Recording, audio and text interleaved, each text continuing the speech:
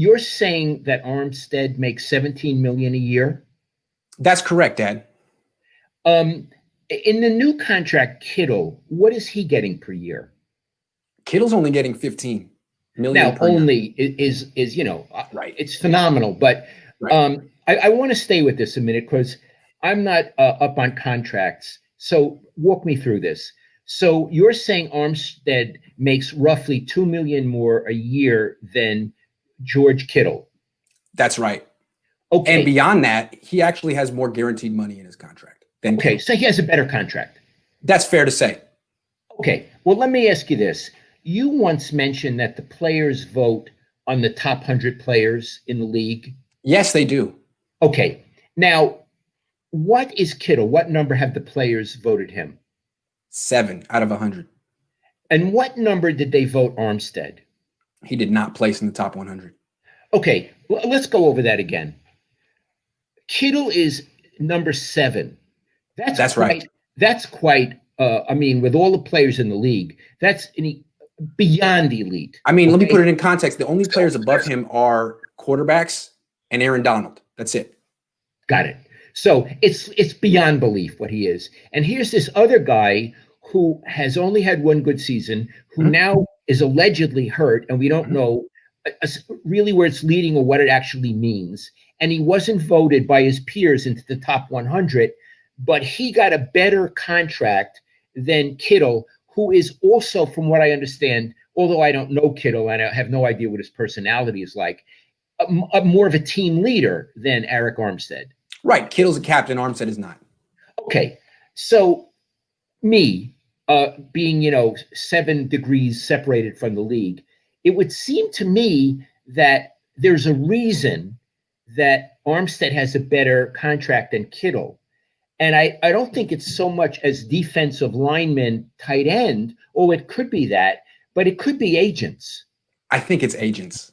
Now, who is the agent for Arik Armstead? His name is Joel Segal, and he's also the agent for DeForest Buckner. He might be the most powerful agent in the NFL right now. Okay, so we're saying this Segal is powerful because he's good. Yeah, he represents a lot of great players and gets them great deals. Powerful. So right. if you Amari Cooper, Khalil Mack, all kind of seriously. So if you want to get a really good contract, you want Joel Segal, this guy Joel Segal, to be. That's what you want. That's what you want. Or somebody of that. Now, I used to know the name for Kittle's agent. It's Bechta, right? What'd you say? Bechta? You said I think it's Bechta. I think. How do you spell that? It's Bechta. Bechta, not Bechta. Yeah. Okay. Yeah. Jack, right? Yeah. Jack. Okay. Yeah. So, God love you, Jack Bechta. You got a very good contract for your terrific player, but as we're laying it out here, Grant and I, it seems that a lesser player who's not even in the top 100 got a better contract than you did for your player who's number 7. And all I can say is it just makes me scratch my head. Yeah, and good for George Kittle. And it does speak well for him that he was loyal to his agent, because remember, Bechta, if that's his name, is basically the designated Iowa agent. And any player who graduates from Iowa and goes to the NFL, Bechta kind of gets first shot. So good for Kittle for sticking with a mid-level agent, but maybe down the line he might regret not firing him and hiring a guy with more experience negotiating big money contracts like Joel Segal. Because I'm sure, here's the thing, DeForest Buckner, he was interviewed in Indianapolis this offseason. The first words out of his mouth, and before I get started, I just want to say that Joel Segal is the best agent in the NFL, and any player who wants to get taken care of, hire Joel Segal. That's the first thing he said.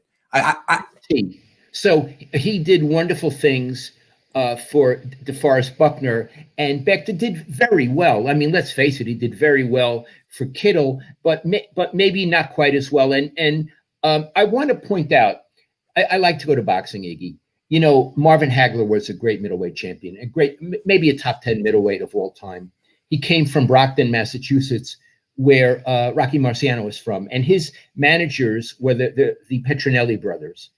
And they were simply local guys. They had nobody else but Hagler.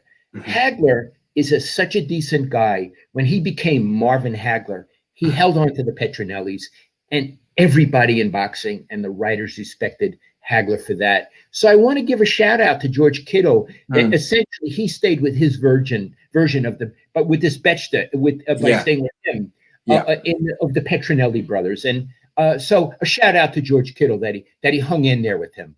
Right. I mean, he sacrificed maybe 10, 15, 20 million dollars, but he did an honorable thing, and we can call him the Marvin Hagler of the NFL. And you know what, Iggy? I think on that, I love calling him the Marvin Hagler. He's better watch out for Sugar Ray Leonard. That's all I'm saying. Better watch out. Yeah, he better watch out for Ray Leonard. And on that note, I think I'd like to get into an air-conditioned room. Yeah, I got to get out of this blazer. This was a big mistake.